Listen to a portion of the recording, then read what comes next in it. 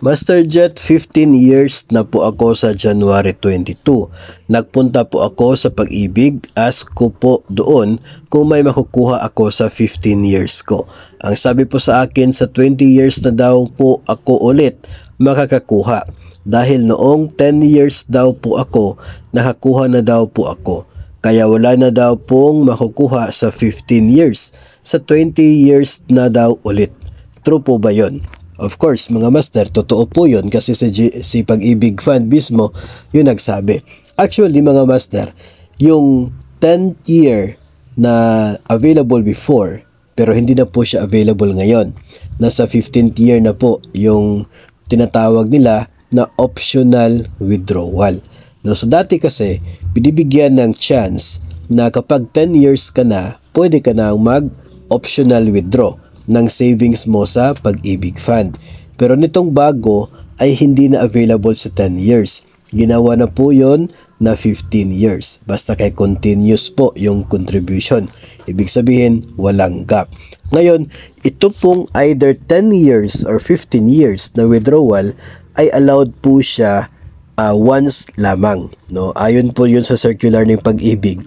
Once lamang allowed yung optional withdrawal. So, tama po yon na kung ikaw ay nakapag-optional withdraw na noong nag-10 years ka before, kasi available pa siya, ngayon na nag-15 years ka na, hindi siya available. Hindi ka pwedeng mag-withdraw muli ngayon na nasa 15th year ka. At tama po yun na ang susunod mong pag-withdraw ng inyong savings ay kapag doon na sa tinatawag nila na maturity. Kapag umabot ka na ng 240 months na contributions sa Pag-ibig. Yun po yung tinatawag nilang maturity. 20 years po yun, 240 months. Pero kapag if ever na meron po kayong gap, so hindi po siya exactly 20 years. So kung meron kang 2 months or 3 months na gap sa loob ng 20 years, so ibig sabihin nasa 237 ka pa, hintayin mo na pumasok yung remittances doon sa gaps, no, na para pag-offset doon sa gaps at umabot ka ng 240 months sa inyong total contribution, then you are now allowed to withdraw for the maturity of your Pag-ibig savings. So tama po yun, ha?